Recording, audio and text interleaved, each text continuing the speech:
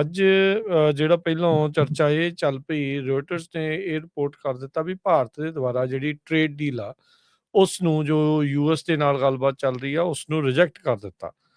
ਪਰ ਉਸ ਦੇ ਬਾਅਦ ਦੇ ਵਿੱਚ ਜਿਹੜੇ ਇੰਡੀਆ ਨੂੰ ਅੰਬੈਸਡਰ ਨੇ ਸਰਜੀਓ ਗੌਰ, ਉਹਨਾਂ ਨੇ ਕਿਹਾ ਵੀ ਫੇਕ ਨਿਊਜ਼, ਵੀ ਕਹਿੰਦੇ ਵੀ ਕਿਸੇ ਨੇ ਕੋਈ ਵੀ ਚੀਜ਼ ਰਿਜੈਕਟ ਨਹੀਂ ਕੀਤੀ। ਦੋਨੋਂ ਹੀ ਜਿਹੜੀਆਂ ਧਿਰਾਂ ਆ, ਉਹਨਾਂ ਦੀ ਆਪਸ ਦੇ ਵਿੱਚ ਮੀਟਿੰਗ ਹੋਈ ਆ ਤੇ ਟ੍ਰੇਡ ਡੀਲ ਆ ਉਸ ਨੂੰ ਫਾਈਨਲਾਈਜ਼ ਕੀਤਾ ਜਿਹੜਾ ਉਹ ਜਾ ਰਿਹਾ ਆ। ਉਧਰੋਂ ਇੰਡੀਆ ਵੱਲੋਂ ਇੱਕ ਪਿਊਸ਼ ਗੋਇਲ ਆ, ਉਹਨਾਂ ਨੇ ਵੀ ਇਹੀ ਜਿਹੜੀ ਗੱਲ ਨੂੰ ਦੁਹਰਾਇਆ।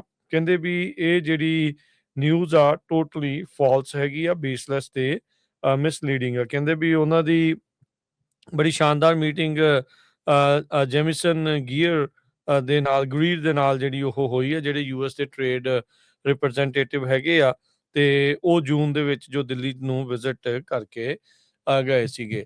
ਸੋ ਇੰਡੀਆ ਦੇ ਦੁਆਰਾ ਜੇ ਰਿਜੈਕਟ ਕੀਤੀ ਜਾਂਦੀ ਹੁੰਦੀ ਟ੍ਰੇਡ ਡੀਲ, ਤਾਂ ਇੰਡੀਆ ਦੇ ਲਈ ਖਾਸਾ ਜਿਹੜਾ ਇਸ ਦਾ ਨੁਕਸਾਨ ਹੋ ਸਕਦਾ ਸੀ। ਆਪਾਂ ਨੂੰ ਪਤਾ ਹੈ ਵੀ ਫਿਰ ਇੱਥੋਂ ਅੱਗੋਂ ਕਿੱਦਾਂ ਦਾ ਰਿਐਕਸ਼ਨ ਆ ਸਕਦਾ ਹੈਗਾ ਆ। ਪਰ ਉੱਥੇ ਝੱਟ ਦੇ ਨਹੀਂ ਜਿਹੜਾ ਇਹ ਦੱਸਿਆ ਗਿਆ ਵੀ ਨਹੀਂ, ਇਸ ਨੂੰ ਰਿਜੈਕਟ ਇੰਡੀਆ ਦੇ ਦੁਆਰਾ ਜਿਹੜਾ ਹੁਣ ਨਹੀਂ ਕੀਤਾ ਗਿਆ। ਇਨਫੈਕਟ ਦੋਨਾਂ ਦੀ ਮੁਲਕਾਂ ਦੀ ਆਪਸ ਦੇ ਵਿੱਚ ਗੱਲਬਾਤ ਜਿਹੜੀ ਉਹ ਚੱਲ ਰਹੀ ਆ।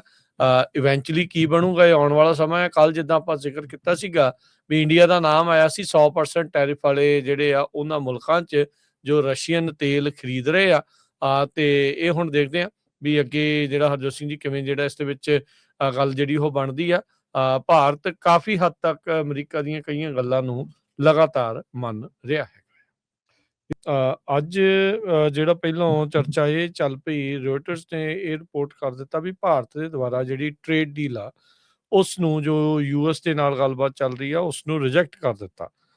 ਪਰ ਉਸ ਦੇ ਬਾਅਦ ਦੇ ਵਿੱਚ ਜਿਹੜੇ ਇੰਡੀਆ ਨੂੰ ਅੰਬੈਸਡਰ ਨੇ ਸਰਜੀਓ ਗੌਰ, ਉਹਨਾਂ ਨੇ ਕਿਹਾ ਵੀ ਫੇਕ ਨਿਊਜ਼, ਵੀ ਕਹਿੰਦੇ ਵੀ ਕਿਸੇ ਨੇ ਕੋਈ ਵੀ ਚੀਜ਼ ਰਿਜੈਕਟ ਨਹੀਂ ਕੀਤੀ।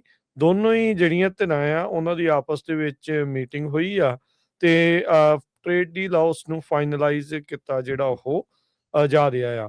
ਉਧਰੋਂ ਇੰਡੀਆ ਵੱਲੋਂ ਇੱਕ ਪਿਊਸ਼ ਗੋਇਲ ਆ, ਉਹਨਾਂ ਨੇ ਵੀ ਇਹੀ ਜਿਹੜੀ ਗੱਲ ਨੂੰ ਦੁਹਰਾਇਆ।